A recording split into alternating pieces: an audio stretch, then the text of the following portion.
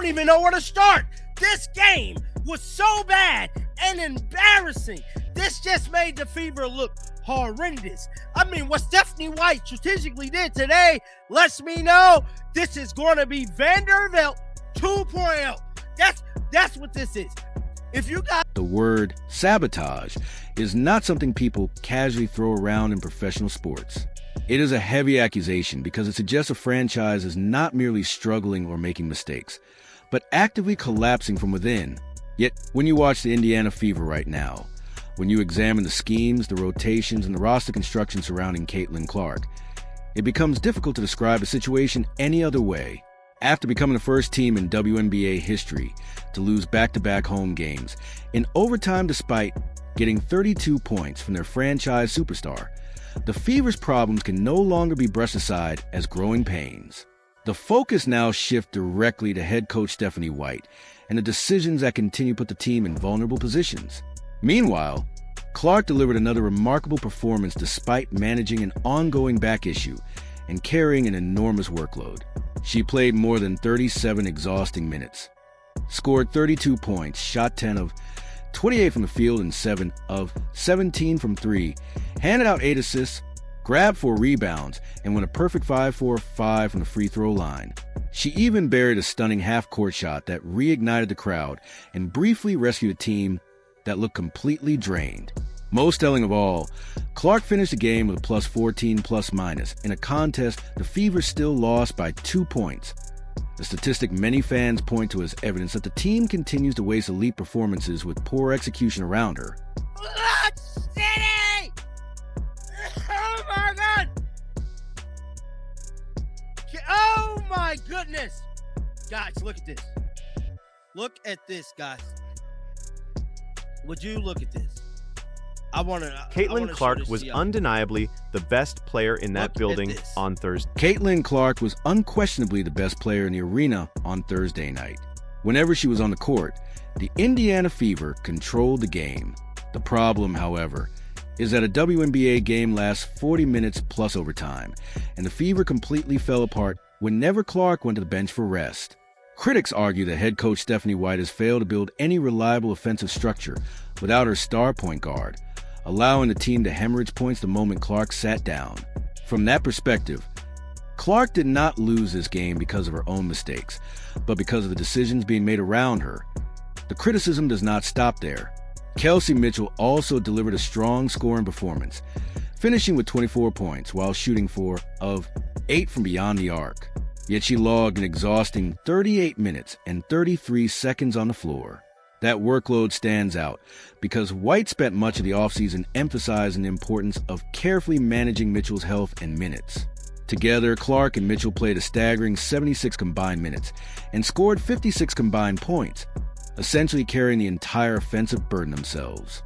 But even that level of production was not enough to secure a win when the bench contributed so little. To critics of the coaching staff, the larger issue is White's refusal to trust or properly utilize the roster depth, a decision they believe could ultimately define her tenure in Indianapolis. What else did they kick their ass in? Hold on, let's look at Kelsey Mitchell, because I want to see Kelsey Mitchell points. I gotta see this, bro. Because if I'm not mistaken, she did it again. She did it again. Did she do it again?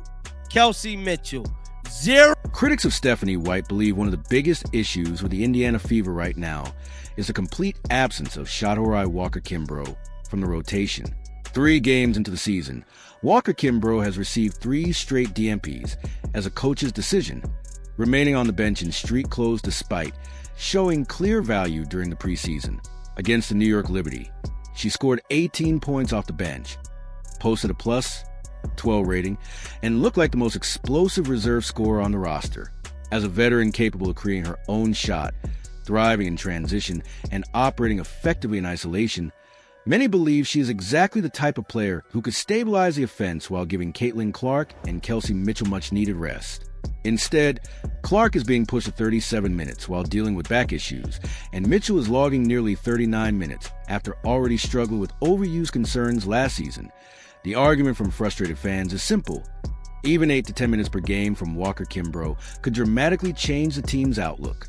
Reducing Clark's workload from 37 minutes closer to 30 could help preserve her legs, improve her late-game shot selection, and better manage her physical condition. Cutting Mitchell's minutes to around 32 could improve her efficiency and reduce the exhausting hero ball role she had been forced into. Supporters of this view argue that those small rotational adjustments alone may have been enough to turn 2 overtime losses into comfortable wins, leaving the Fever undefeated instead of searching for answers. To them, this is not speculation but basic basketball logic, and they believe White's refusal to adjust the rotation is a major reason the team squandered a 13-point lead. The comparison being made is that once pressure builds, the Fever's offensive structure disappears entirely, exposing what critics see as a major coaching flaw. Beyond mad. I mean, how could we allow, they're allowing Stephanie White to sabotage this team. That's exactly what she's doing, bro. She's sabotaging this. Criticism of the Indiana Fever does not stop with the coaching staff, because many fans believe the front office created a deeply flawed roster during the offseason. Throughout free agency, there were repeated calls for the Fever to add a proven interior presence and rim-running big, such as Temi Fagbentle, but those moves never materialized. Against the Washington Mystics, that weakness was fully exposed. The Mystics collected 31 defensive rebounds, consistently ending Fever possessions after missed shots, while Indiana managed only 11 offensive rebounds due to a lack of size and physicality in the paint. The problem became even more noticeable when Aliyah Boston struggled. The former #1 overall pick played just over 20 minutes, scored 9 points, and finished with a troubling -12 rating. Whether the issue stems from lingering effect of a lower leg injury or the defensive system failing to get her touches in effective positions, critics see such a poor plus-minus from an all-WNBA caliber center as a major warning sign that the coaching staff has not solved. The concerns extended beyond the front court. Rookie Raven Johnson, drafted primarily for her defensive ability, played only 4 minutes and 16 seconds, but posted a -10 rating during that short stretch. To critics, that statistic reflects deeper problems with the team's rotations and defensive organization rather than simply individual struggles. They argue that something is fundamentally broken in the way Stephanie White is deploying lineups, particularly when the starters leave the floor. The result has been a team that appears unstable under pressure, unable to maintain leads, and consistently vulnerable whenever its core stars are forced to rest. Hey, my goodness, the Indiana Fever was only able to get 18 defensive rebounds and only 11 offensive rebounds. It was the rebounds. They don't have a certified... The situation surrounding the Indiana Fever has reached a boiling point. The team sits at 1-2 after suffering back-to-back overtime losses at home, despite extraordinary performances from its stars. Caitlin Clark is producing 32-point masterclasses, hitting dramatic half-court shots, and still walking away with losses. Kelsey Mitchell is grinding through exhausting 38-minute performances, yet the results remain the same. Meanwhile, one of the team's most productive preseason bench scorers, Shatori Walker-Kimbrough, has yet to play a single second this season. At the same time, Aliyah Boston is struggling to make her usual impact, and critics believe head coach Stephanie White continues to repeat the same costly decisions that hurt the team on opening night. To frustrated fans, this no longer feels like bad luck or early season growing pains. They see it as a coaching problem. The pressure on White is now enormous.